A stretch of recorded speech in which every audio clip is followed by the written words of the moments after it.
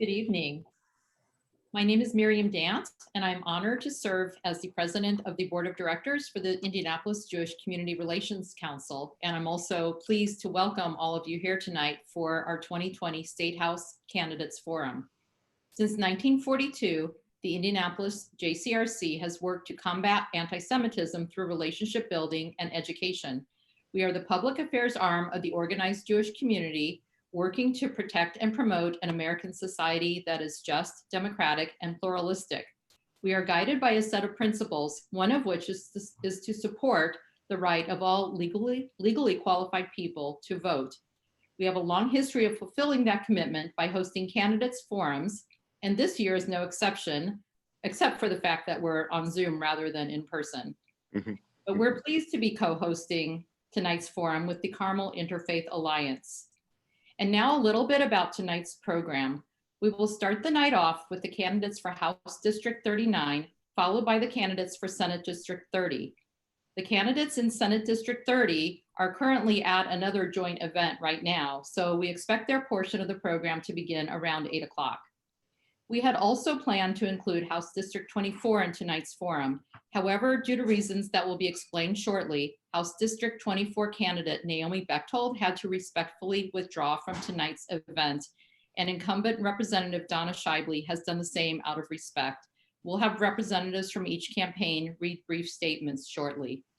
I'd now like to introduce Rabbi Dennis Sasso from Congregation Beth El Zedek to speak on behalf of tonight's co-host, the Carmel Interfaith Alliance. Thank you, Miriam, and good evening, everybody. I am Rabbi Dennis Sasso of Congregation Beth El Zedek, and I am the outgoing president of the Carmel Interfaith Alliance. I do not plan to run for any other office after I leave this position. But personally, and on behalf of our incoming president, the Reverend Lori Bievenauer of St. Peter's United Church of Christ, I want to extend greetings to all of you and appreciation to our candidates in this evening's forum. I am particularly grateful to Miriam Dant and David Sklar and Lindsay Mintz of the Jewish Community Relations Council for the invitation to partner with them for this civic exchange. The Carmel Interfaith Alliance brings together clergy, congregations, and representatives of religious organizations in the Carmel area for dialogue, for education, and for service projects. And as a multi-faith group, we work with the mayor's office to encourage honest and respectful dialogue and to build bridges of understanding and cooperation among diverse religious, ethnic, and cultural communities in our city and in our state. And in this spirit, we look forward to this evening's event, and I know that it'll be a very agreeable and friendly opportunity, so we will be able to sing at the end of the program, Zoom Baya. Thank you for being with us, and I look forward to being with you for part of the program. Unfortunately, I'll have to leave at a certain moment. Thanks again, and good evening. Thank you, Rabbi Dennis. It is now my pleasure to introduce tonight's moderator, Lindsay Erdody. Lindsay is the state government and politics reporter for the Indianapolis Business Journal. She is also the author of the weekly political newsletter, The Rundown. She has worked for the IBJ for 5.5 years, and her work has been recognized with state and national awards. And as a regular reader and someone who pays close attention to state government, Lindsay does a great job telling all of us what's really going on in the State House and throughout government. Before I hand things over to Lindsay, I want to note that the JCRC and Lindsay have been in touch with all the candidates to discuss the format prior to tonight's event. And I'd also like to now allow the campaign representatives for the House District 24 race to read statements from their campaigns. First, we will have Eliza Hutchison, Chief of Staff for Naomi Bechtold's campaign. Eliza? Thank you, Miriam. First, I would like to thank all the members of the Indianapolis Jewish community for their thoughts and prayers as we cope with the recent and unexpected loss of our son, Bryant, last week. Bryant was an active member of our campaign team. He spearheaded our newsletters and brought laughter and love to our weekly campaign calls. Our hearts are shattered by his unexpected passing. Although I'm not able to be with you tonight, I want everyone to know I am still very much committed to my campaign, representing the people of Indiana House District 24 and all Hoosiers across our state. I invite you to visit my campaign site, bechtoldforindiana.com, to learn more about my candidacy. And for those of you here tonight who live in my district, I ask for your vote on or before November 3rd. Thank you. Thank you, Eliza. We will now hear from Will Smeltzer, Field Director for Donna Shibley's campaign. Will?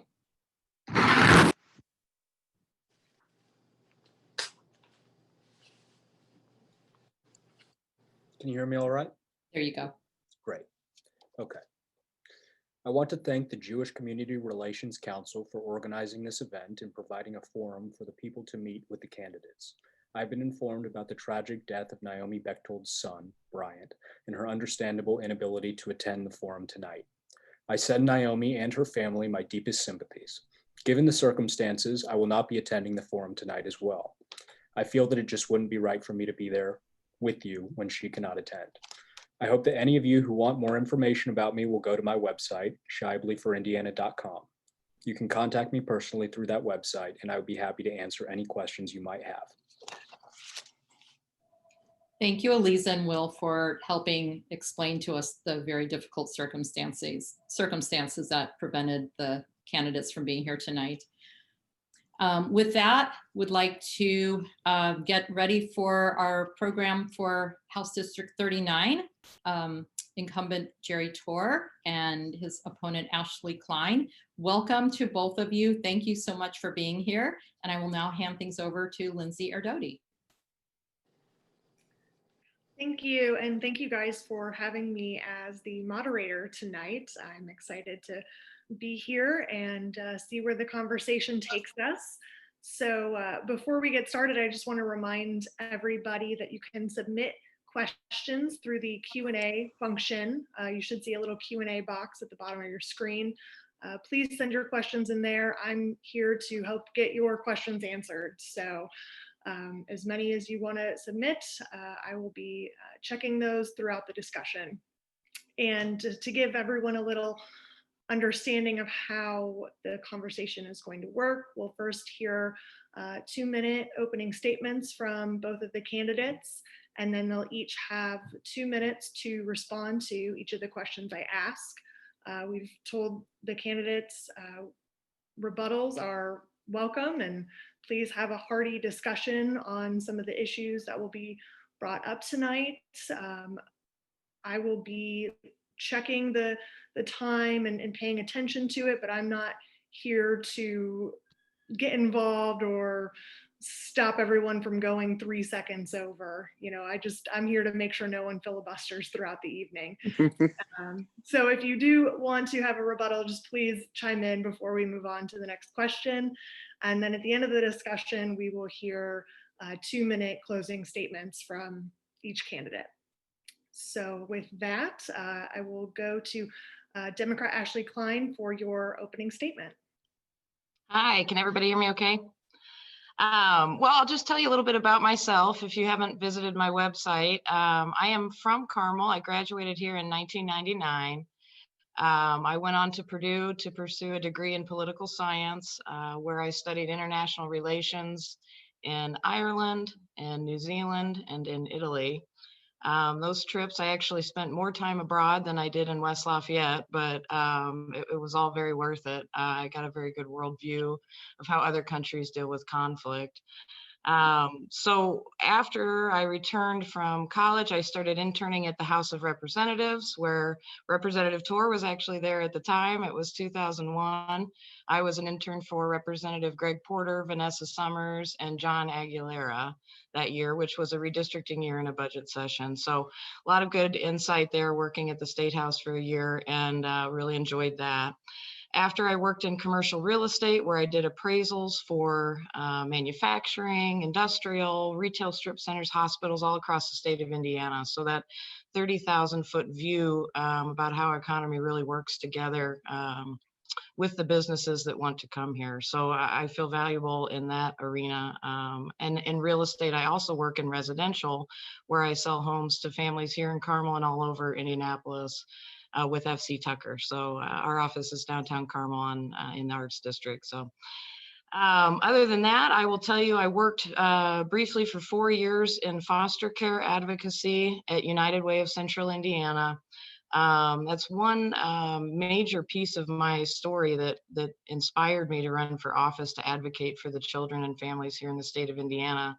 But there's a lot of work we can do, and an invaluable experience learning about the 100 agencies that, you know, United Way incubates, and seeing kind of where the government needs to fill in gaps for services on the street for the agencies that are working with people in the most vulnerable communities. So I think I have a well-rounded background to bring a fresh voice and some new ideas to the State House. Thank you, Ashley. Now we'll go to Republican Representative Jerry Torr. Well, first of all, I want to thank the JCRC for this opportunity. We've had a great relationship over the years, and I appreciate this forum very much. I'm a sixth-generation Hoosier, grew up in Putnam County, Greencastle, Indiana, moved to Carmel in 1987, like many families, because of the great schools we have here. I had 2 stepchildren, one with a reading disability that needed some extra help. And so that's why we came here. And so many folks also have come for the same reason. Most of my tenure in the State House, I have worked on issues that help create a business-friendly environment here and a great place to raise families, children, and work, build a business. The folks at the IEDC, I'm the one they turn to in the House when they have a bill they want to move. And because of my work on economic development issues, I am proud to say I'm endorsed by the Indiana Chamber of Commerce, the Indy Chamber of Commerce, the National Federation of Independent Business, the Small Business Owners. And twice I've been named Government Leader of the Year by the Indiana Chamber of Commerce. And that's not just a plaque they hand out. The only other two-time winners are former Speaker Bosma and Senator Richard Lugar. So that's the extent of the recognition I've received from the business community for trying to make Indiana a great climate to build business and create jobs here locally. We have a new speaker now, as you know, and he asked me to stick around at least one more term to try to help him get off to a good start. And so that's what I'm hoping to do. Thank you. So for the first question, we're going to talk about the elephant in the room, which is the pandemic. It's on everybody's mind all the time, it seems like. We can't get away from it. So, you know, one of the things that's become clear because of COVID-19 is the economic crisis that the state is going to find itself in, and to some extent has already found itself in. So what do you think should be done to help the state economically recover from the pandemic? And we'll start with Representative Torr. Well, first I want to say that because of the work we've done over the last decade or more to make Indiana, based on most everybody's assessment, the #1 business climate in the Midwest and one of the top 5 in the nation, we're probably in the best position to move forward and get our economy going back again. And I also want to say that because of our stewardship of our tax dollars, with over a $2 billion surplus going into this in March, we're also better positioned than most states to recover from this. And so I think we're going to be in a great position. It's been difficult. I think the governor has struck a reasonable balance between protecting people from COVID, but also, I mean, the other thing is you've got to balance that against what happens when you shut down and people aren't working. And suicide hotline calls have skyrocketed. Domestic abuse calls have skyrocketed. And those things have to be balanced, and we have to work to get people back earning money and being able to support their families to end those kind of issues also. Thank you. Ashley? Yeah, I think this is obviously a very big issue. One thing I will say is that, you know, I thank all the folks downtown who've been working through this time. I know there were days when everyone was scared of their shadow. It was very frightening in the early days, and there were a lot of people working hard every day, and I appreciate their work. Obviously, this is an unprecedented time. I do believe there needs to be a balance, but I think some simple measures that we could start to work on are a mask mandate with some teeth in that. I mean, we didn't used to smoke indoors either, but now we tell people it's not good for your health. So please be courteous to those around you. So I think a mask mandate needs to happen soon. I do think that we need to make sure that we're based in science. Our cases are skyrocketing right now. In fact, I just saw tonight, Lindsay, from your publications, that the National Guard was called in for the rapid increase in nursing home deaths. So I think there's still a lot of work to do. I know the budget session is going to be affected by this, but paid sick leave is something that we need to take a real hard look at. And I'm a strong advocate for childcare. We have the Moving Forward federal act that's going to allow for some money to come across to the states. I would be a huge advocate for personally trying to make sure we maximize those dollars to make sure that childcare centers are up and running. We've seen a 60% shutdown rate for childcare centers, and the folks in Carmel, they need their kids in quality, safe places to get back to work. Thank you. So staying kind of along the same lines, the state still has about $700 million left in CARES Act money to spend, and those funds have to be allocated or has to go towards expenses incurred before the end of the year. And so for both of you, how should the state be spending the rest of that money? And was it the right strategy to hold on to so much of it? And given that, you know, we're at the end of October right now. And we'll start with Ashley on this one. Yeah, I mean, obviously we didn't have a magic 8 ball or really know exactly how to handle it, but I do feel like it was slow. I think we could have maybe gotten some more staff in place, maybe an ombudsman to help allocate those funds, especially across the state. It could have gotten out faster. I know there were businesses here in Carmel where if they would have had access to just one more lease payment, their doors would have stayed open. And when money was sitting there and not being used when it was meant for recovery, I think that's disheartening to hear that we just didn't have the infrastructure in place to get that money out. Yeah, I think we might possibly risk not having the money spent in time. I think, Lindsay, you kind of alluded to that. It's October. And there's a lot going on at the state level. So I'd like to see that, you know, if we have a plan in place in the future, this wouldn't happen again. Thanks. Representative Torr.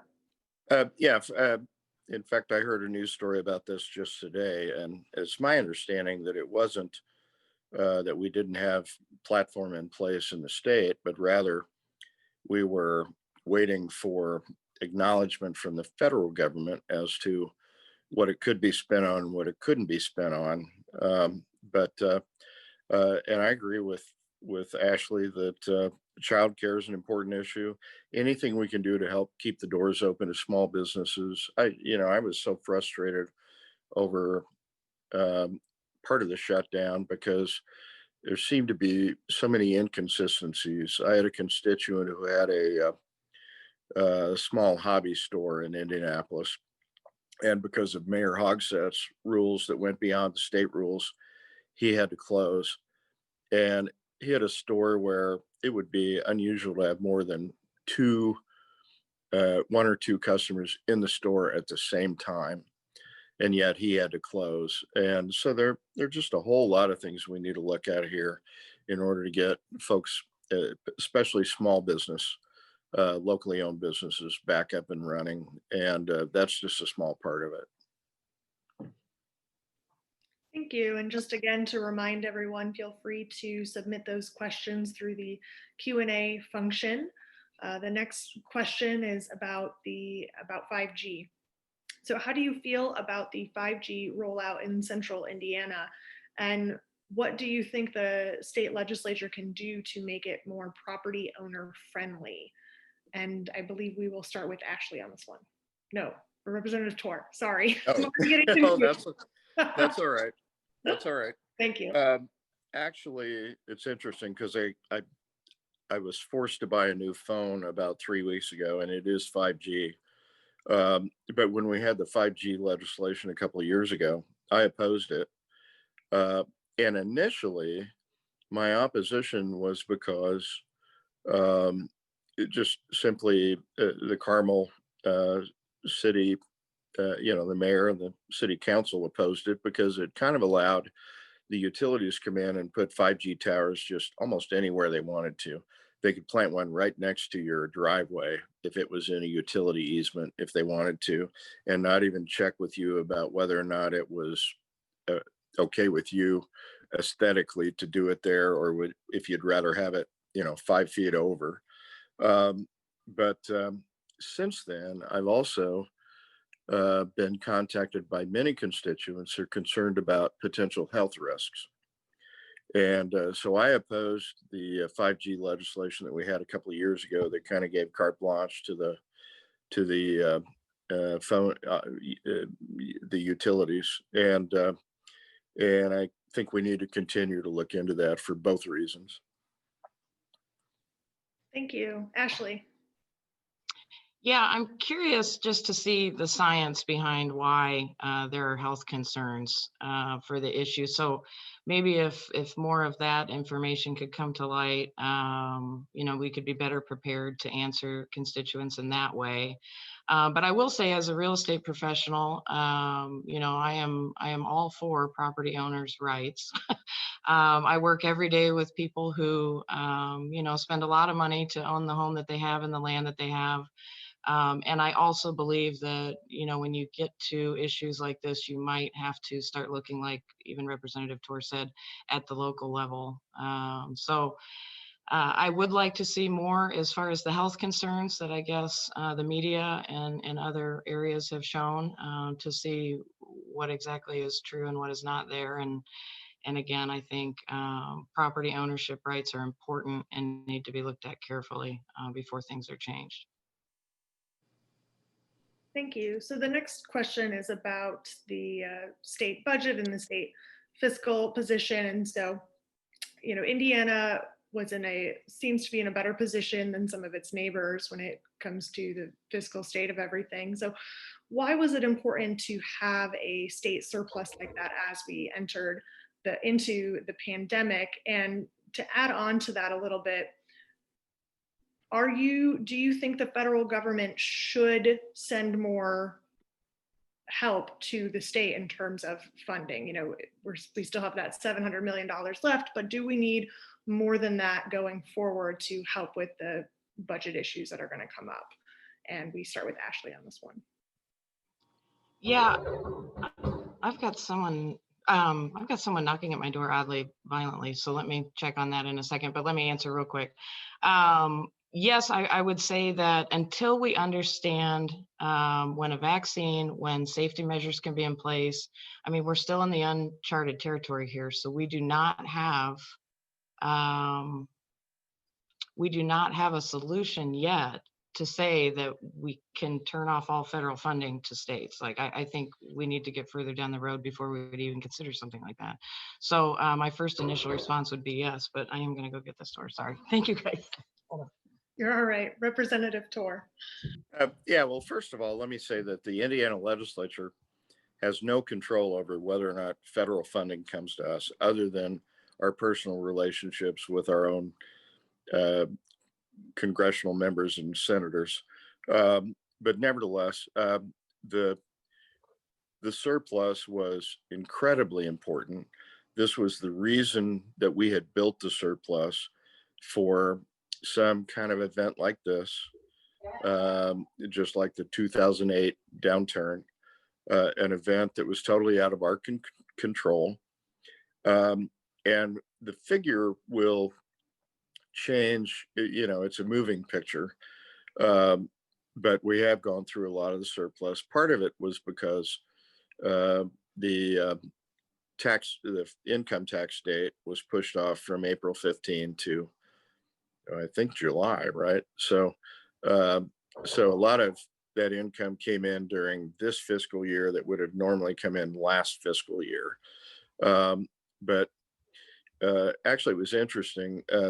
This past session, the surplus got large enough that a lot of the fiscal folks thought, we could let loose of some of this money. And so we passed a bill that allowed the administration to spend some of it to pay cash for some higher education building costs that had previously been authorized by bonding. By the time the session ended, that's about when we knew what this pandemic could really look like. And the administration, and with agreement from the legislative leaders, said, we're not going to spend that money that way because we need it for this. And I can tell you that over the last, not just the last term, but the last 2 or 3 terms, the Democratic caucus had lots of ideas how to spend that surplus. And if we had listened to them and spent that surplus on the things they wanted to spend it on, we would not have been in the solid position we are now to get through the pandemic in much better shape than most other states, maybe every state. Thank you, and welcome back, Ashley. Yeah, I don't know what's going on out here, so we'll see. So the next question, communities like the Jewish community continue to be worried about the security of facilities and members.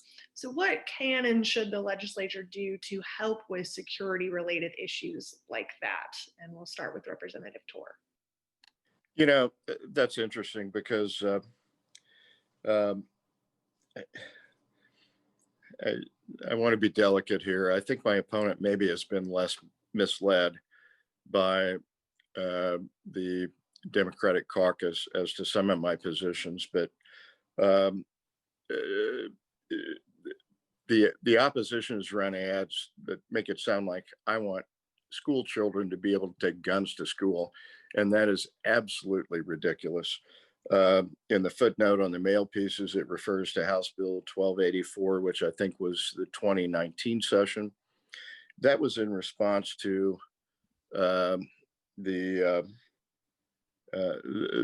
church shootings in Charleston and in Texas and other schools or church shootings, where afterwards many churches and houses of worship decided they were not going to be sitting ducks. They were going to have a plan. Many of them hired expert consultants on self-defense and put together a plan to have parishioners who wanted to and had legal permits to carry to be armed in their house of worship. The House Bill 1284 didn't have anything to do with taking guns into school. House Bill 1284 had to do with allowing, not mandating, allowing churches, houses of worship that wanted to be armed and protected during their worship services to have parishioners in there ready to defend their congregation, because we had this odd anomaly where many churches were able to, but maybe a church across the street that had a school on the same property weren't allowed to. And that all that bill did was put all those houses of worship on the same footing during their actual times of worship service at their location. Thank you. And Ashley. Yeah, I think protection is a really good question, especially coming from a minority community. I will start with maybe some bigger picture items. So an all-inclusive hate crimes bill is still needed in the state of Indiana. We also see that in an average year, 931 people are killed by guns in the state of Indiana. I mean, to me, that is just outrageous. And we have some of the weakest gun laws in the country.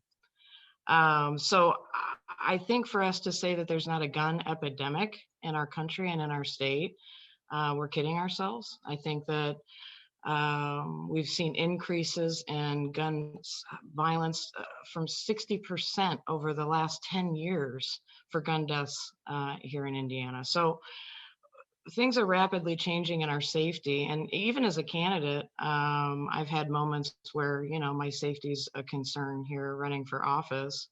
And to think that, you know, a gun could be in the wrong hands or, you know, not used in the way that I guess we would call responsible gun ownership.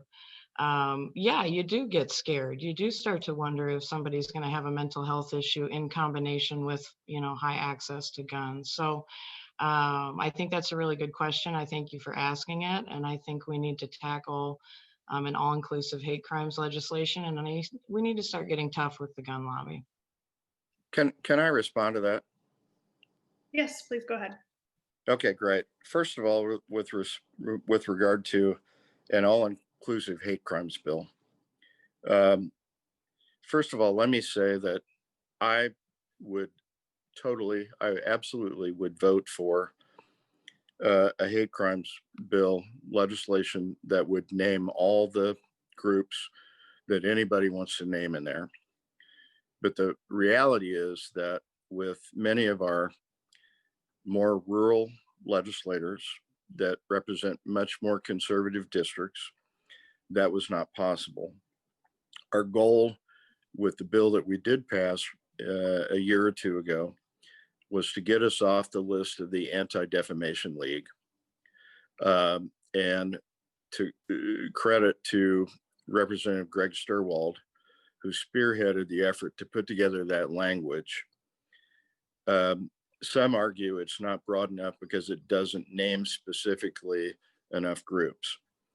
But many would argue that it's the most inclusive statute in the country because of its wording where at the end it says, or any other, I'm not sure exactly what the language is. I can't cite it off the top of my head. But I would support, I'm sure, whatever Ashley thinks would be appropriate, all-inclusive. But the reality is in the legislature right now, that won't pass. But getting back to the firearm issue, and again, we didn't mandate anything for churches. We allowed them, those houses of worship that want to be armed and protect themselves from a threat like Charleston and down in Texas. And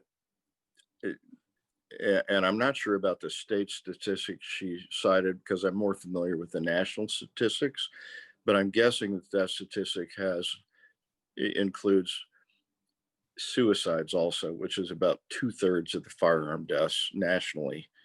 And firearm laws aren't going to affect that. They're not going to fix that.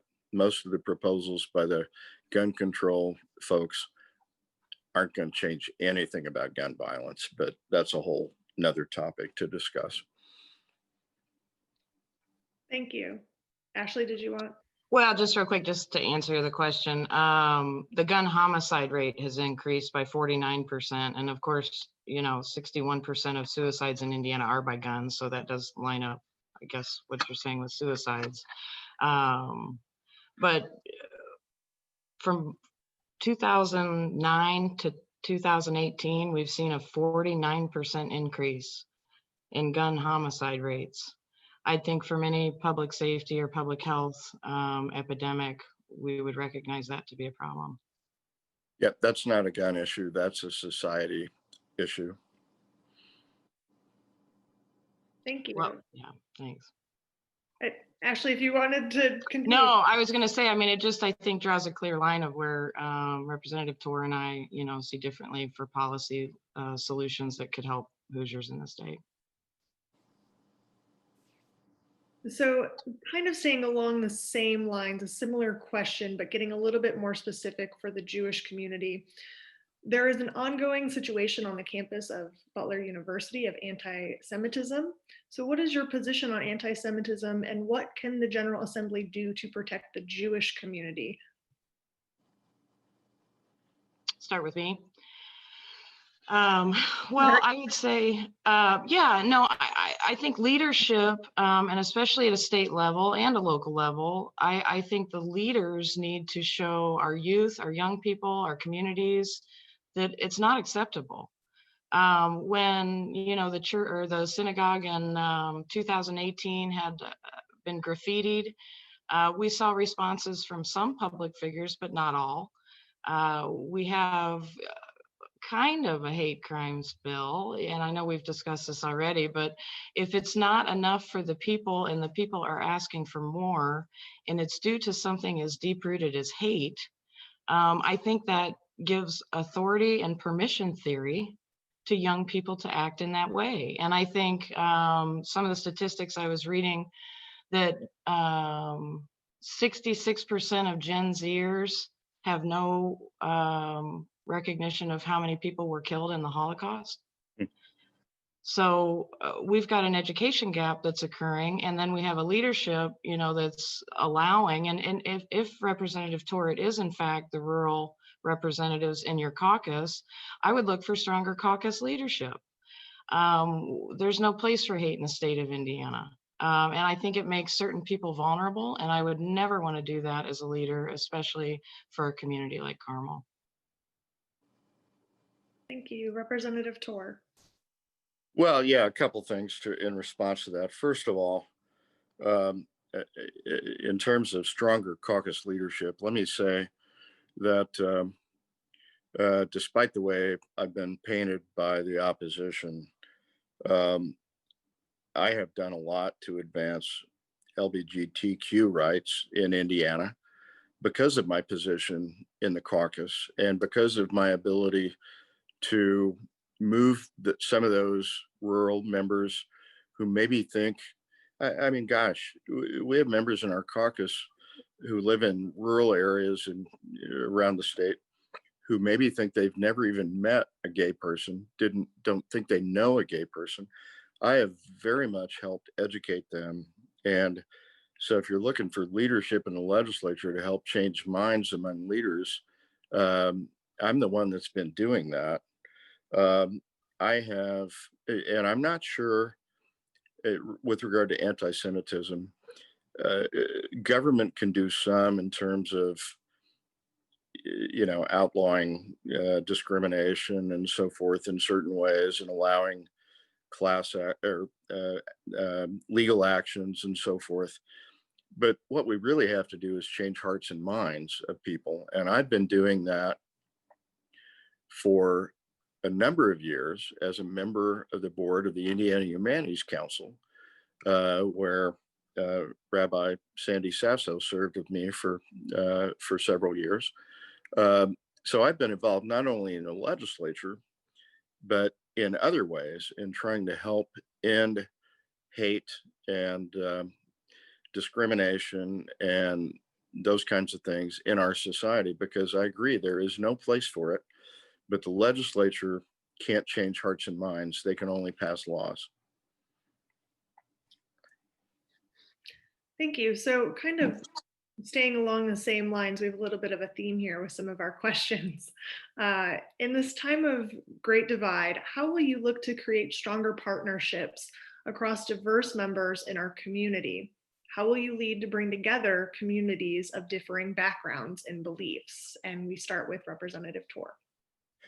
Well, again, as I just said, I've been doing that not only within the majority Republican caucus since we've had the majority over the last decade, but also in my work with the Indiana Humanities Council and just my life. It's unfortunate, I think, that I'm being painted differently in this election campaign because I'm a very empathetic person. I believe very much in those things. I believe in, it was mentioned earlier about voting rights and so forth. I've been the lead proponent of a bipartisan or nonpartisan, if we could, redistricting commission to create districts for our not only our House and Senate seats in the state, but also our congressional districts. I am very much one of those who tries to build bridges between different communities, and I hope to be able to continue to do that. Thank you. Ashley. Yeah, I appreciate whoever asked the question. I think, I guess, you know, I'm 39 years old. I don't know if you know this, Representative Torr, but I'll be 40 the day before the election. So what a birthday.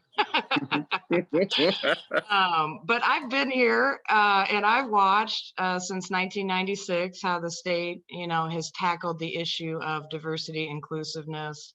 And, you know, we heard on this call just a few minutes ago that the priority last year was to get off that list.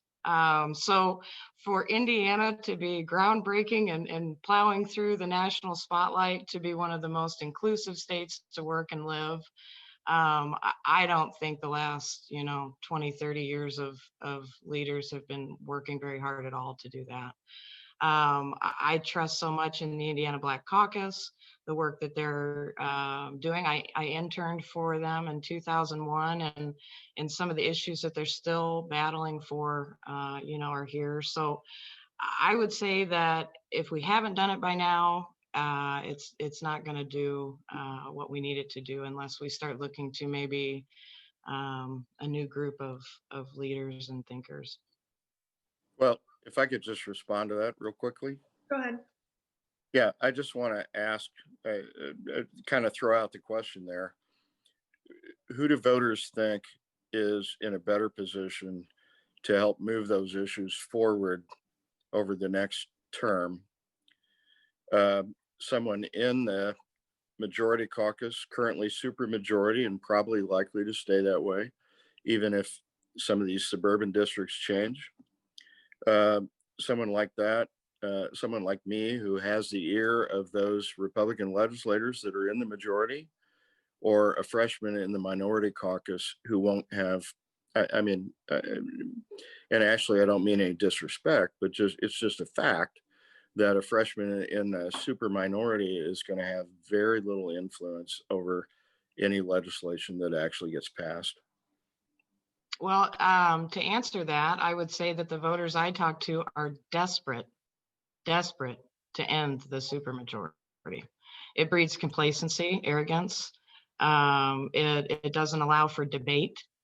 I think the voters are now more aware of that than ever. And I think the national spotlight on politics, you know, growing as far as divisiveness, has allowed people to get a little bit more researched into the state legislative process. And I don't think many people realize that since 2012, you know, we've been in the supermajority. So day after day, people are learning and understanding and realizing that it's not the right thing. And I will say that if I were to flip this seat, and one other in the middle of what I believe could be a very big blue wave, will put a stop to that supermajority and some of that complacency.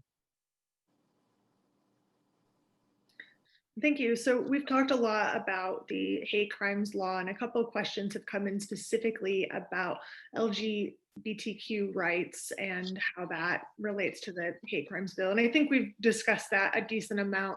But so differing questions a little bit for the both of you. For Representative Torr, the question would be, what have you done besides talking about the hate crimes bill? What have you done in the State House to help protect or support the LGBTQ community? And for Ashley, what would you do if you were elected to the State House? And I believe we start with Representative Torr. Correct me if I'm wrong. Yeah, thank you very much for that question, because again, the negative mail against me is trying to paint me as anti-LGBTQ. And the only bill cited is the RFRA bill, Senate Bill 101 from several years ago. And so I just want to make this very clear. When that bill came to the House from the Senate, I had a conversation with Speaker Boss, and we talked about, you know, there's probably no compelling reason why we need to do this, But the chairman of the committee, I was not chair of the Judiciary Committee at the time, the chair of the committee decided to give the bill a hearing. I probably was predisposed to vote no until a law professor from the Maurer School of Law came to the committee and explained to us that he did not think it would cause discrimination against gays. And that he said he was very much in favor of gay marriage and gay rights, but that he thought we needed this bill. And so the court decisions, and by the way, the federal RFRA bill had been signed into law by Bill Clinton. The Supreme Court eventually found that it applied only to federal laws, not state laws. So many states had started passing their state versions. And I think 20 some had passed them before it was proposed here. So given his testimony that and the cases I looked at were mostly about, like for instance, I remember a case about a Muslim who was in prison and state law didn't allow him to have facial hair that he thought his religion required. He won his case. The very few cases that I saw that had to do with gay rights, the gay couple or the plaintiffs won. And so despite what our governor at the time and some of the people who were pushing the legislation thought, I was convinced that it was not going to allow the kind of widespread discrimination. And you remember there was a huge Twitter storm. It became a national story, but that only happened after the House voted for it. There was a national group that was waiting for us to vote for it and then create that for their own agenda that had nothing to do with the real RFRA bill. The LGBTQ lobbyists in the State House at the time, they weren't that worked up about it until after the Twitter storm started, after we passed it. But once it became a big issue and the perception was horrible, even if that wasn't the reality, the truth is I was the first one in the House Republican leadership group to say, hey, we have to do this fix to make sure and just make it clear that this can't be used the way the detractors are saying it will be used. And it took a week to get that done. I lost 10 pounds in 7 days. But I was one of the first ones to do that. Let me also talk, and I know I'm going to go over 2 minutes here, sorry, but you're a little bit over, but I'll give Ashley some extra time. Okay, fine, because I'm very passionate about this, because we also had the quote unquote marriage amendment, which at one time was HJR 6 and then became HJR 3 in a subsequent session because fewer resolutions were filed. I think I made some notes, but I can't find. But anyway, I think it was 2013. Anyway, a resolution to change the Constitution has to pass 2 separately elected legislatures. So after it had passed once in the second term, I convinced our leadership not to move it the first year because I told them it would be amended to take out the part about civil unions. And then we'd have the fight all over again. Everybody would be on us in the next session to do this or that. So I won that battle. We put it off. And then the next year, I was one of 52 votes to amend it to take out the part banning civil unions. I still voted against the amendment, the resolution, but I helped orchestrate the amendment that changed it so that it wouldn't go in the ballot on 2014 in November, which gave us time to let the US Supreme Court rule in 2015, which made it moot.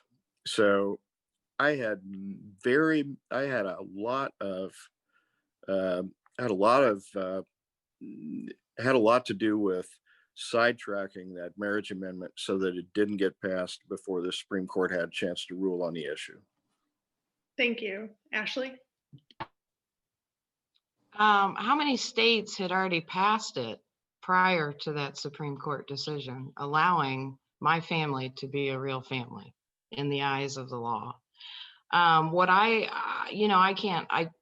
It's hard.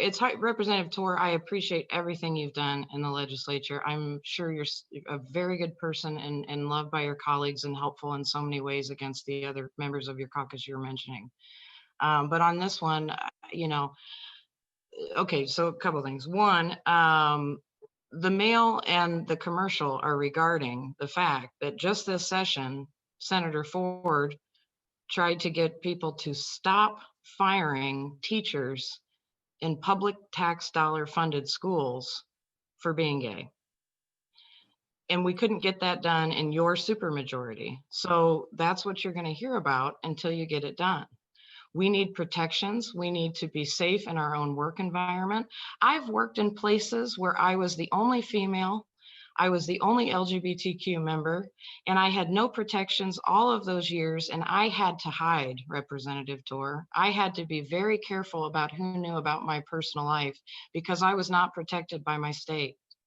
So on these issues, I strongly recommend that if I do not win this seat, you be even a bigger champion for us when you go back to the Republican caucus and make sure that that supermajority passes this legislation that Senator Ford wants.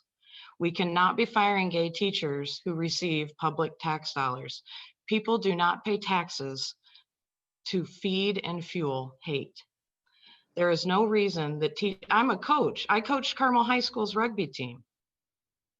I could have been fired for that. Like to me, I was there to help the kids. I was there to be there for them for their athletic and physical ability. I was there for them to learn and grow and become competitive. I was there to be a mentor. And I'm not going to take this one lightly. I want you to work harder if I do not win this race. I want you to work harder for that. Please do it for me. Well, I appreciate that, but let me say, I don't think I could be a stronger advocate. These things take time to change hearts and minds. I've evolved. I have to admit, I grew up in rural Indiana, Putnam County. And when I was younger, my thoughts were different. It takes time. I'd like to point out that it was not all that long ago. Ann Delaney was chair of the Indiana State Democrats when marriage between one man and one woman was a part of the Democrat Party platform. So sure, it's taken a little longer for my party to evolve, but the Democratic Party had to evolve too, because they were there not that many years ago.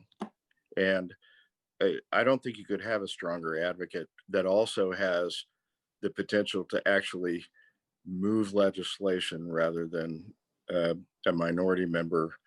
And again, no disrespect. I totally understand what you're wanting to do and hope to accomplish, but in a minority. Yeah, I guess I would just ask is, do you think teachers should be fired if they're gay with tax-funded dollars? Well, certainly not in public schools. There was the question came up about what was it, Burbuff, I think, where a teacher signed a contract that they would live a certain lifestyle or abide by certain tenets and so forth. So that becomes a contract issue, a religious freedom issue. So I thought it was reprehensible that they fired the teacher that they fired personally, but whether it's an issue for the legislature or for the courts is still kind of up in the air.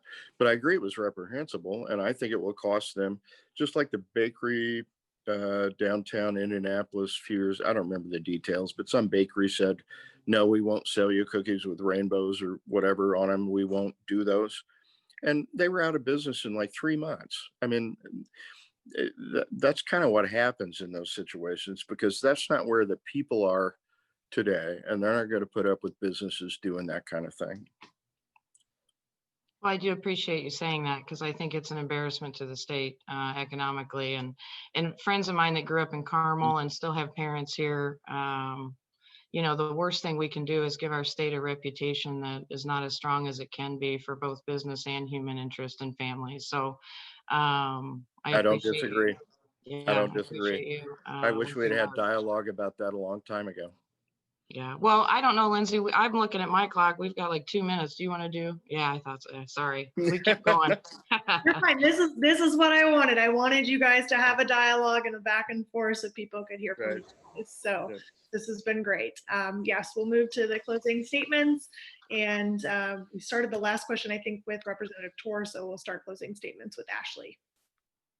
Well, again, I want to just say thank you. I also, you know, I don't know if it's necessarily timely after our conversation we just having, but I do want to just say some words of respect for Justice Ruth Bader Ginsburg. As a woman, a young woman in the community working in different professional arenas where I was the only female, I have always admired and looked up to her. She's fought for pay equality, fought against sex-based discrimination, graduated top of her class from Columbia. I mean, the things that she's accomplished in her life and her career,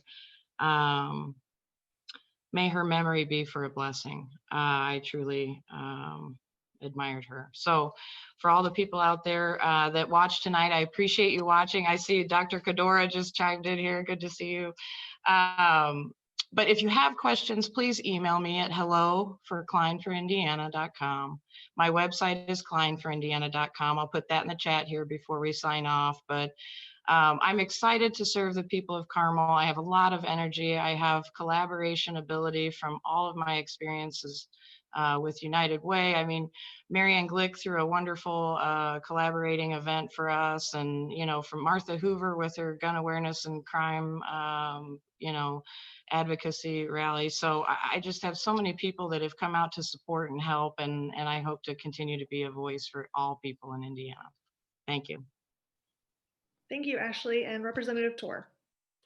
Yeah, well, thank you. First of all, I want to say I appreciate this being so much more civil than some of the ads that I've seen, and the mail pieces. But I hadn't thought about bringing this up, but I have to echo a little bit of what Ashley said about Justice Ginsburg.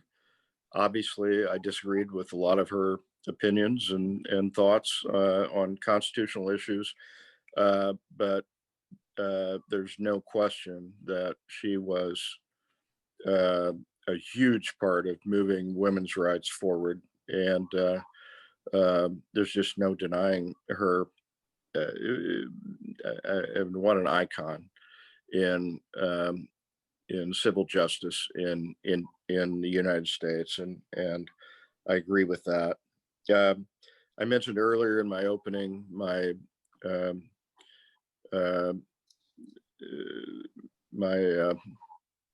the groups that are supporting me because of the business work that I've done to help make Indiana a better place to do business. Also want to mention public safety. I'm endorsed by the Indiana FOP, the Indiana State Police Alliance, both the Indiana firefighters and the Carmel firefighters, and appreciate that support from the public safety groups as well. Would love to hear from any of you. Again, I've been working on inclusiveness and all kinds of issues like that with the Indiana Humanities Council for years. And anybody who's listening to this, be glad to hear questions. My cell phone is 317-797-6806, and give me a call anytime.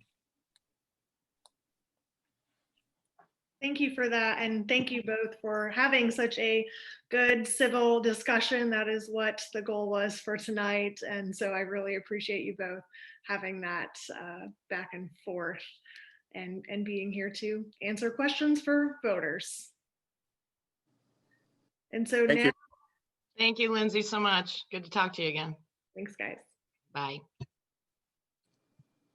Now we are going to move on to the second part of the program tonight with Senate District 30 candidates who look like they've just joined us. Again, they had another, I believe it was another virtual event earlier tonight. So they're booked people. And so thank you both for being here with us. We've got Senator John Ruckelshaus and Democratic candidate Fady Qaddoura. So thank you both. Again, just going to go over the format for the discussion tonight, since you guys weren't here when I went through my spiel at the beginning. You'll each have 2 minutes for your opening statements, and then I'll alternate back and forth with the questions as we go. And you'll each have 2 minutes for each question. Please feel free, if you want to have a rebuttal or respond to something your opponent said in their answer, just speak up before we move on to the next question. Happy to have that back and forth between you two. I'll be watching the clock just to make sure no one runs too far over on anything, but I'm not here to interrupt you if you hit 2:10 on a question or anything like that. And again, reminder to everyone watching this, feel free to submit your questions in the Q&A box. Happy to take those, and we can, if you have a question that we asked for the first set of candidates that you would like asked again, please just indicate that and I will see that. So why don't we get started with the opening statements, and we'll start with Fady. Thanks. Well, good evening, everyone. Lindsay, thank you for moderating this session. And to our audience, thank you for giving me this opportunity to introduce myself and answer your questions tonight. My name is Fady Qaddoura, and I am a proud Hoosier by choice.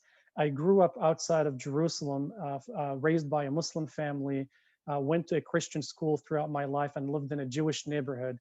And you can test me a little bit on my Hebrew. So I can say, Shalom, ma shlomcha, hakol beseder, me'efu ata. But aside from that, I might not be fully fluent.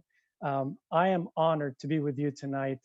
At the age of 19, when I came to the United States, I came with the idea of the pursuit of the American dream. Mom and dad worked extremely hard to put food on the table. And my only dream in life was to take care of mom and dad. So I worked extremely hard in New Orleans, Louisiana. I got married. My wife was born here in the US, and my 2 daughters were born here. When my oldest daughter was 3 weeks old, we became homeless after Hurricane Katrina. We lost our house, our car, our jobs, everything.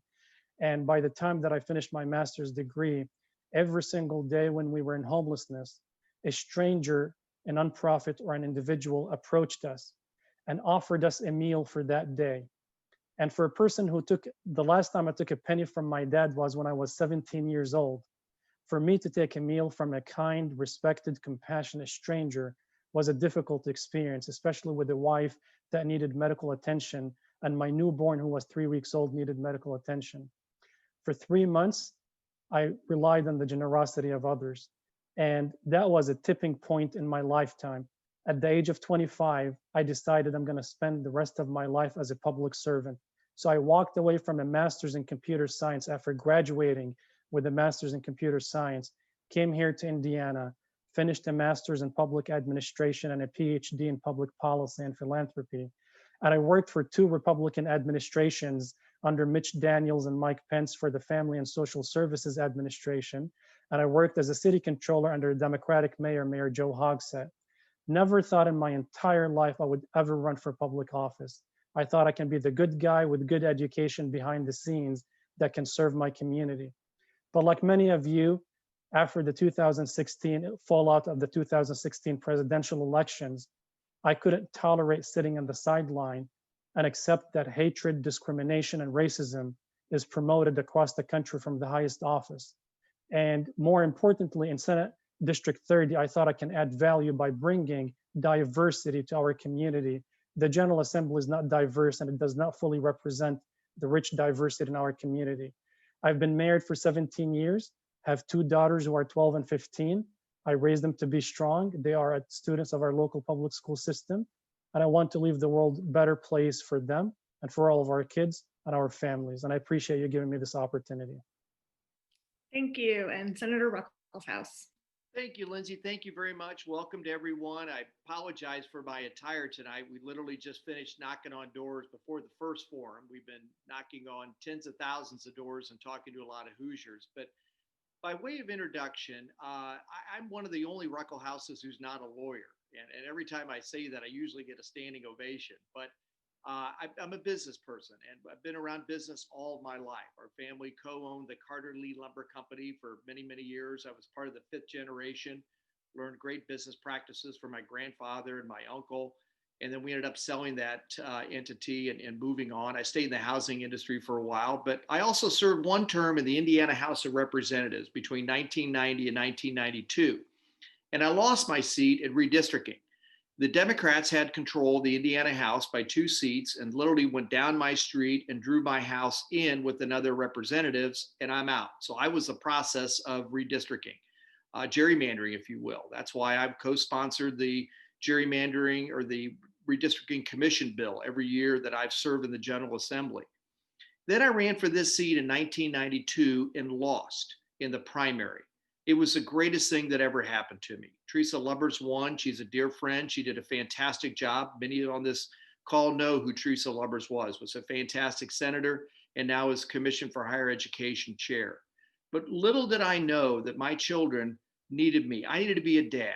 You get one shot at being a father. I stayed out of all elected political office for 24 years to be a dad. Again, you get one shot at being a father. Little did I know that our family would have massive and major healthcare issues. My first 2 children were born with congenital glaucoma. It took 19 and 21 surgeries each to correct that. Then my oldest son, who was a 3rd grade student at Allisonville School, contracted leukemia. It was the family of Allisonville School in Washington Township that put their arms around us, our family, and our son, and miraculously, he survived leukemia. Fast forward, my youngest son, Jay, who is very talented intellectually, graduated from Cathedral High School co-valedictorian and was on his way to a full ride at Duke University with the A.B. Duke Scholarship, which is the equivalency to the scholarship at IU. So he tragically dove into a very shallow end at Geist Reservoir and broke his neck. He became instantly a quadriplegic. Our lives literally were turned upside down. Fast forward, Jay has gotten back what he can, but he's still paralyzed, has no use of his hands, and relies on an attendant the rest of his life. My wife and Jay are right now in Oxford, England, because my wife is his attendant as we speak. My point in bringing all this up is that, and he's a Rhodes Scholar, by the way, I forgot to mention that. So good things can happen, even in tragic situations. So I bring all of this up to say, not only has healthcare been tantamount in our family, but that's what drives me to go back to the General Assembly, to continue the work that we've already started on healthcare, and in 2 particular areas next session. Number 1 is to continue to drive down healthcare costs. And number 2, to take a look, I've already been working with members of the Black Caucus, Senator Gene Breaux in particular, about what has happened in COVID and persons of color and the minority community. What can we do and what strategies can we help this population going forward? So thank you, Lindsay, for this opportunity. Thank you. So moving on to the questions, one of the first things we're going to talk about is what everyone's talking about, and that's the pandemic. So one of the things that's clear is that because of COVID-19, the state to some extent has already found itself in an economic crisis, and there are going to be a lot of tough fiscal choices that are going to have to be made next year. So what is your vision for helping the state economically recover from this crisis? And we'll start with Senator Ruckelshaus. Yeah, very good question. So a lot of my, one of the things I didn't talk about is Governor Daniels appointed me to be the Deputy Commissioner, Department of Workforce Development. So after I left the housing industry, I went to work for the state government at DWD as Deputy Commissioner. And we saw a major recession then. What we know now is different than what we saw in the last recession, because in the last recession, it was manufacturing, which is the core of who we are as Hoosiers. Over 500,000 persons are employed in that sector. Manufacturing is doing well. Logistics is doing well in the state of Indiana. So we do have industries that are doing extremely well in our state. But travel, leisure, tourism, entertainment, those are the areas that are really hit hard by this pandemic. And I'm also concerned about the core of downtown Indianapolis. Think about this. 40% of the revenues for the state of Indiana come from central Indiana. We need a vibrant core in Indianapolis, and we built the infrastructure around sports. So we're going to have to really be thinking about that and how we can help those industries rebound. Thank you. Fady? Thank you. I think the first thing we need to do is to get the COVID-19 pandemic under control and follow the scientists and healthcare professionals, because we have seen that when we don't follow science and we follow political rhetoric that unfortunately we see on TV to rush open the economy, sometimes we end up having an adverse effect. So one, I would be sure that we balance following the science and health professionals in controlling COVID-19. The second thing I would say, there are a few things that we should have done as a state. This month alone, in the month of October, we personally, my campaign talked to over 15,000 voters in a single month. And I can tell you in this month only, and I've shared some stories with you, Lindsay, I talked with voters who literally were crying on the phone or in person when I met with them. They lost their jobs. They were getting eviction notices. They were not able to put food on the table. And I met with the Black Legislative Caucus PAC, which endorsed my campaign for standing up for our brothers and sisters in the Black and Brown communities that have been adversely impacted due to decades of lack of investments, social and economic investments in our communities. So that's on the social piece of it. We should have expanded and extended the moratorium on utilities and eviction notices in Indiana. And we should have worked hard on coming up with a stimulus package for small businesses. Our small businesses are shutting at extreme fast pace.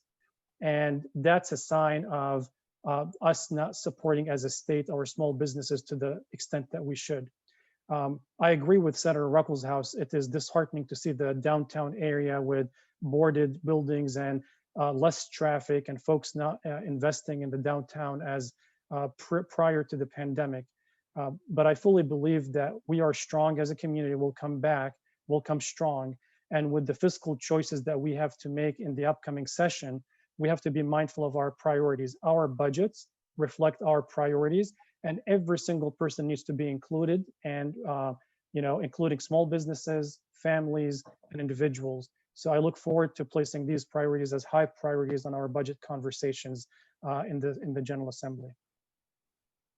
Thank you. So along the same lines, the state received $2.4 billion from the CARES Act. And as of earlier this week, we heard there's still about $700 million left to spend, and those expenses have to be incurred by the end of the year. And so what is your position on, was that the right move to hold on to the money for this long? And what do you think should be done with the remaining dollars that we have left? And with this one, we will start with Fady. Thank you, Lindsay. I'm a former city controller. I'm fiscally responsible, and I balanced 3 consecutive city budgets with almost unanimous votes between Republicans and Democrats. You can check with every Republican councilor that voted for the budgets that I've introduced, and I'm extremely proud that we worked together on these proposals. The reason that I mentioned that is that we need fiscal expertise when it comes to the way that we craft our budgets. And I firmly believe that, again, working with colleagues in the General Assembly will be able to accomplish it. But the $700+ million would have been invested in a much more, for lack of a better word, much more fiscally responsible and smart way. For example, learning from the 2008-2009 recession, we've learned that interest rates were extremely low. So we can bond against the CARES dollars or existing general revenue funds to be able to fund businesses, small businesses in our community. With interest rates for public sector at almost between 1.5 to 2%. Can you imagine that in a fiscally responsible way without or increasing the state debt for the longer term, we can stimulate the economy for the next 2 to 3 years by bringing businesses back, by bonding money off of the CARES dollars, and with tax dollars coming in 3, 4, 5, 6 years, we will be able to make the debt service payments on those payments or the annual payments.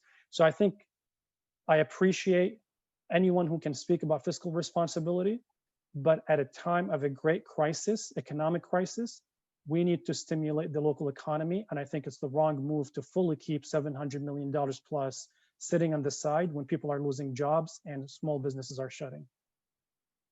Thank you. Senator Ruckelshaus.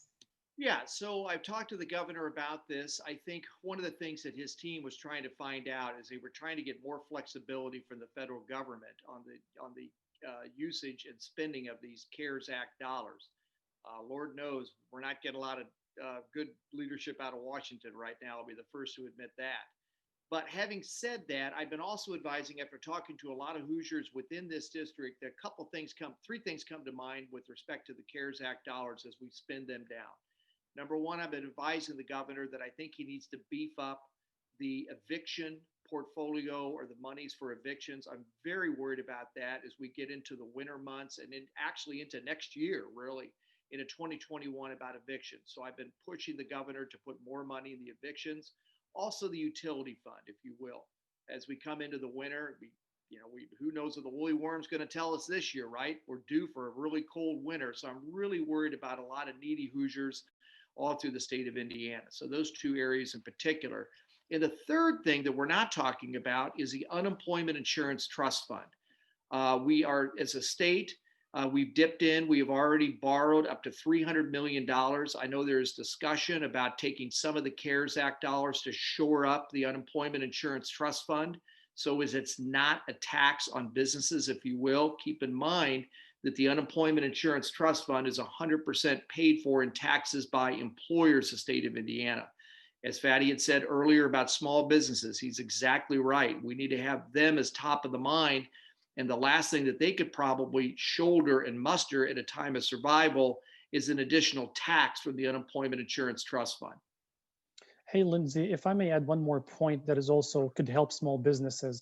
Go ahead. I think especially with, healthcare costs in Indiana, currently Indiana ranks in the bottom 10 of all states across the country in terms of affordability and accessibility.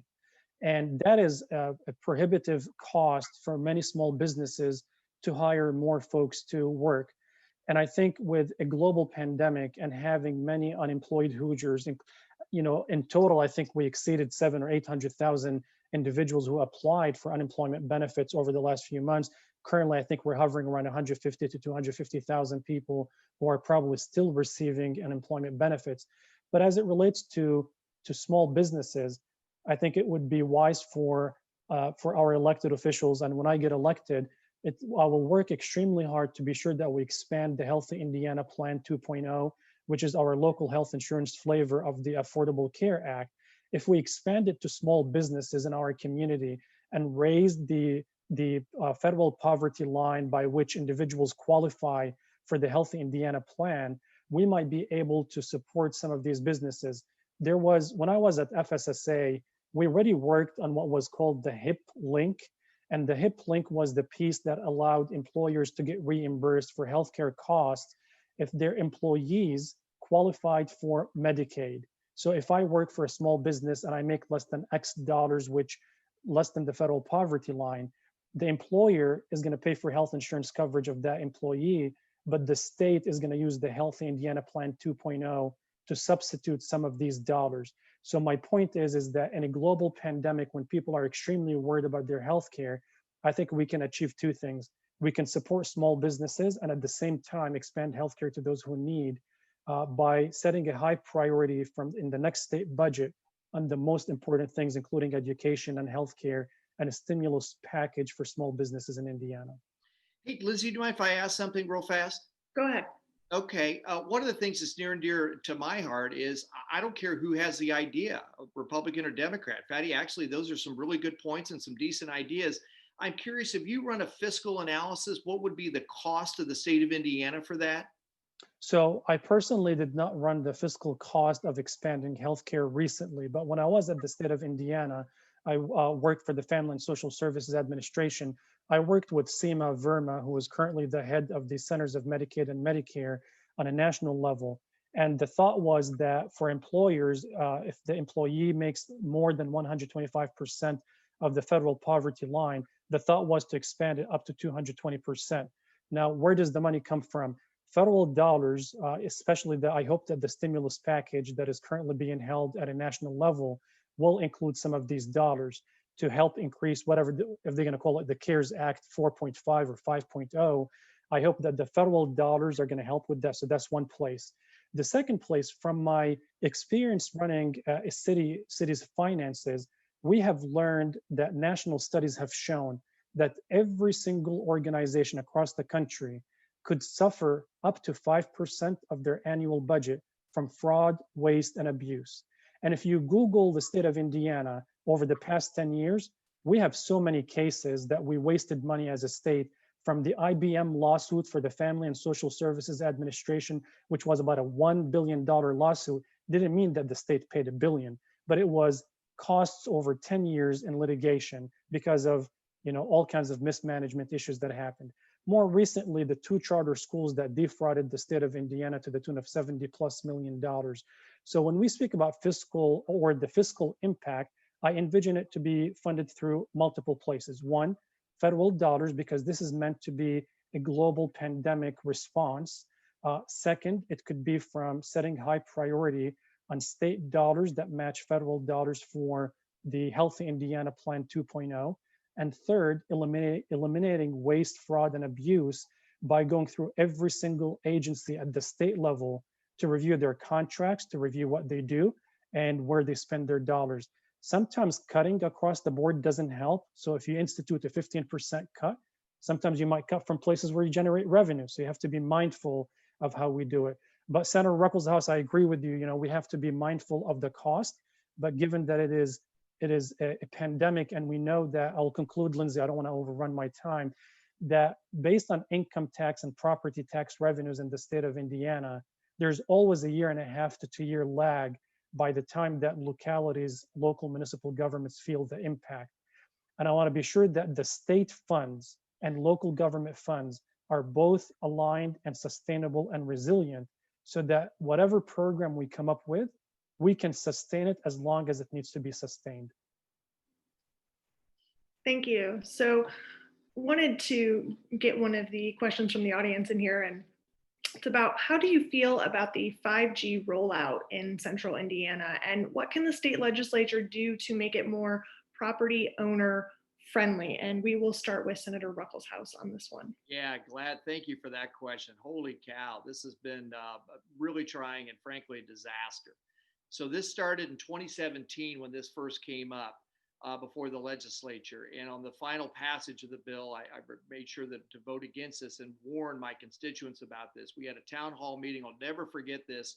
Representative Delaney was to my right and Representative Hamilton was to my left. And it was coming down for the, if anybody follows the legislative process, the final vote, the conference committee vote, is the vote on a bill, because the bill changes so many times back and forth between the House and the Senate. And we brought this issue up before about 200 people at our bipartisan town halls that Representative Hamilton and I started, the only ones in the state of Indiana, bipartisan, bicameral. And what happened was the room just exploded because we had a lot of people from Meridian Kessler in different areas, because this was all about the vendors being able to put towers literally in front of pristine properties and took away the local control that the cities have over that for zoning purposes. So we voted against that. Representative Hamilton and I both voted against that. And we tried to plead with our other colleagues, she on her side in the House and I on my side in the Senate, but it still passed. And the essence of that bill, what it does is it takes away the local control, the local zoning rights of homeowners and puts it right in the hands of the IURC. So currently, I've been working hand in hand with all the neighborhood organizations, North Willow Farms, Meridian Kessler Neighborhood Association, Butler Tarkington Neighborhood Association, as well as the Meridian Kessler Historic Association, to fight this at the zoning level. And we've got the city of Indianapolis engaged on this. And thankfully, they put together some kind of a system that has brought about some within the framework of the law. But lastly, without monopolizing the time here, I'm working side by side with Senator J.D. Ford in a bipartisan fashion for next session. We're already drafting a bill right now that'll bring back and restore those local property rights to those local property owners and give them a say. Thank you. Fady? I 100% agree with Senator Ruckelshaus. It is a disaster bill. Let me be clear. I am supportive of 5G. I'm supportive of expanding our economic activities for, for businesses, for schools, for neighborhoods. But I want to give, a shout out to North Willow Farms community, because I've been there and I talked with them. I've talked with residents who literally had those towers installed right in front of their homes. And it's a disaster bill. It took away the local authority, or the authority from local neighborhood associations, the ability to influence where these small satellites are installed or how they are installed. And I appreciate any work on this front, and I'll be sure that when elected, I will work extremely hard to be sure that this bill gets basically fixed. The unfortunate thing about this bill is that it almost passed, unfortunately, with little opposition. And I think one of the things that I'm very, I'm concerned about our democracy in Indiana. I agree with Senator Ruckelshaus. He always talks about his unfortunate experience that he was gerrymandered out of his district back in 1990, 1992, which was wrong for any political party to gerrymander any political office or individual. But now, history repeats itself. We're living through the same experience by which the maps that we are currently operating under are gerrymandered. How does that impact 5G?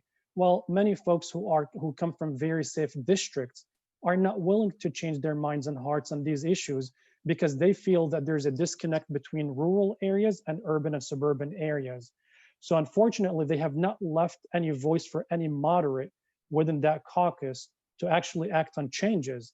And again, I fully agree with Senator Ruckelshaus that unless we fix all of these maps based on an independent redistricting commission, all policy conversations, whether it's 5G, it's education, it's healthcare, it's women's reproductive rights, it is voting rights, gun sense legislation, none of it will be fixed until we protect our democracy by restoring Indianapolis or Indiana's political balance between Democrats and Republicans. Thank you. So I'm going to combine a couple of questions that came up in the last discussion. A lot of concerns in the questions about the security and the safety in the Jewish community, concerns about anti-Semitism.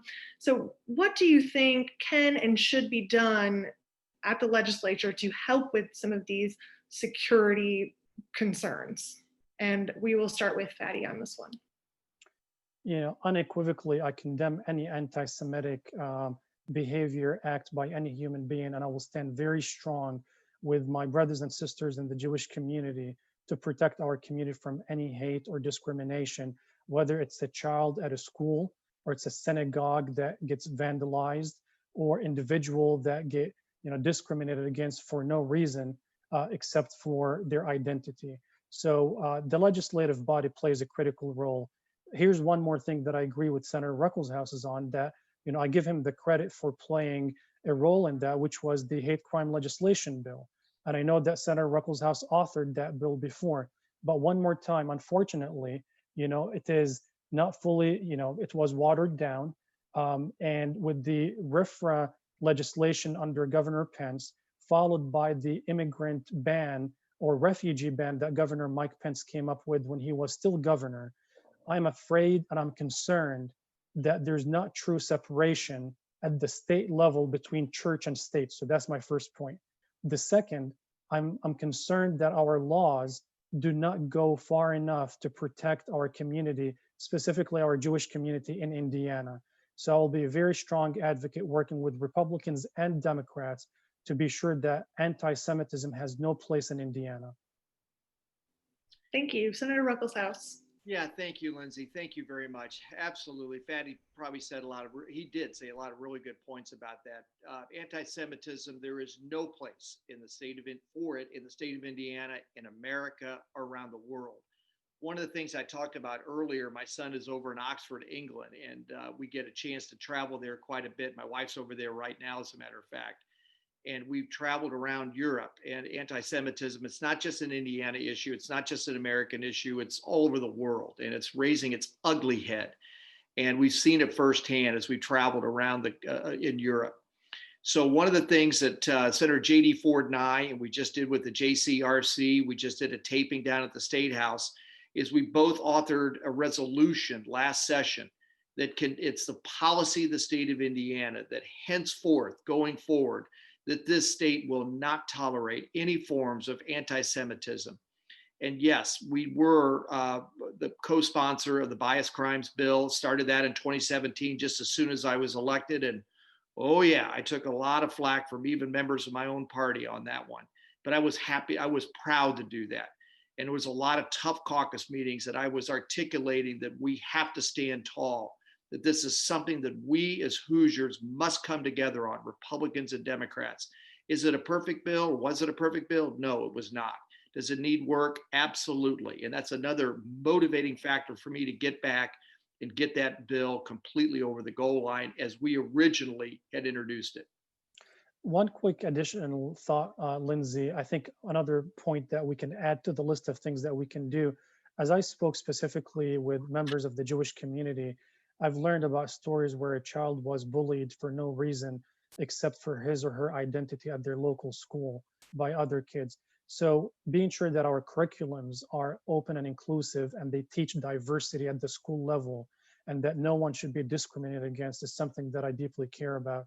The second thing, I think it's important for us as individuals, and hopefully when I get elected, is to ensure that we have access to federal dollars, to be sure that we pass those federal dollars to protect Jewish institutions in our community.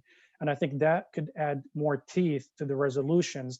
Resolutions are great, but I think they need teeth. They need something more, that you can act on. So I hope that through federal programs and local programs, we can include and add more value to be sure that every single member of our beloved Jewish community feels that they are loved, respected, welcomed, and never, ever, ever have to go through any negative experience of being discriminated against. Thank you. So kind of along the same lines, one of the questions was, in this time of such great divide, how are you going to look to create stronger partnerships across diverse members in the community? How will you lead to bring people together from different communities and different backgrounds and different beliefs? And I believe we start with Fady on this one. I take great pride in exemplifying what diversity means. I lived in 3 different faith traditions since I was born. And I went, as I told you, I was born by or raised by a Muslim family, went to a Christian school for my entire, K through 12, and I was raised in a Jewish neighborhood. My mom and my dad taught me that you love humanity, you love every single human, and they instilled in me the thought that every single human mainly wakes up in the morning and they want the best of health, the best of success, the best of safety for them and their family and their community. And that really was one of the main motivating factors for me to run for public office. Indiana, unfortunately, or the General Assembly, does not represent diverse individuals, and Senate District 30 is one of the most diverse in the state of Indiana. Diversity is not a quota, is not just a person from a certain faith or a certain community. It's about someone who has the understanding of the barriers that prevent certain communities from accessing our systems, educational system, government system of economics, businesses, and so on. And we have to send a very strong message. I can't help but say that unfortunately, because of the actions of some elected officials over the past few years, we sent the wrong message to the rest of the nation that Indiana is not loving, is not welcoming, is not compassionate. I'll give an example. The LGBTQ plus community, my siblings and the LGBTQ plus, not every member of that community was included in the hate crime legislation. And we had to make it to national news until some local effort was, exerted to amend the bill. So this is an area that I'm extremely passionate about. When was the last time that you had a person with the name of Fady run for Indiana State Senate? Just to give you an example, the last time that an American Muslim ran for the Indiana State Senate was never in Indiana's 200 years. But I'm not running as a person of faith. I'm running as a public servant who's qualified, who's educated, who wants to bring that diversity to the Indiana State Senate. And I'll be proud to represent our community on that issue. Thank you. Senator Ruckelshaus. Thank you, Lindsay. I practice this every day, and I'm going to focus on what really is on top of the mind of everyone right now. When you talk about diversity and polarization, and that is politics today. So I practice bipartisanship at the very core, the very DNA that is not only myself, but all the Ruckelshaus family and my predecessors that came before me. So let me tell you a story about that's really heartwarming. So in 2016, as we were going through the entire election process, now Representative Carrie Hamilton and I were sort of like we are right now, except we were all in real person, in real time, is we were all these forums and we got to know each other. And there was polarization that was going on then at a bad rate. We had no idea how bad it was going to be as it is right now. So I remember reaching out to Representative Hamilton, or Carrie Hamilton, I guess, at the time, right after the election. I said, Carrie, let's do town halls and let's do them together. And let's do them Republican and Democrat, and let's do House and Senate. Carrie immediately said yes, and I'm forever indebted to her for that. So we had our very first town hall at John Strange School. We had about 50 people at that town hall. We had another one scheduled about 3 weeks later. We had over 100 people at that town hall. Then we had our third one. We outgrew the facility. We had to go to St. Luke's United Methodist Church. And soon I got a call from Representative Ed Delaney, who said, hey, you guys are you're having too much fun. I need to be a part of this. And then fast forward when Senator J.D. Ford was elected. So we now have the largest town hall, bipartisan, bicameral town halls in the state of Indiana. We're very proud of that. When we come together, we listen to all ideas. People from very far right and very far left come and talk about the issues. It's very civil. That's what we're practicing every day. Can I add to this? Sneak in one more question real quick, but then we got to move to closing statements. Sorry. Sorry. I'm going to give you guys each about a minute on this one just so we can get to closing statements. But the question is, do you support medical marijuana? And we'll start with Senator Ruckelshaus. Yes, I do. I'm very open to the concept. And yes, I do. I've talked to a lot of Hoosiers. And actually, I've been trying to implore my caucus members and other members of the General Assembly that at a bare minimum, we should be working with the Alcohol Tobacco Commission, and we should be setting up the legal framework and the framework to administer and regulate this product. And yes, I do. Thank you. Fady. Absolutely, yes. I spoke with many families in the district that have children with specific healthcare needs by which medicinal marijuana would be helpful to their families. It's perplexing that most states around Indiana legalize marijuana and specifically medicinal marijuana, and we did not.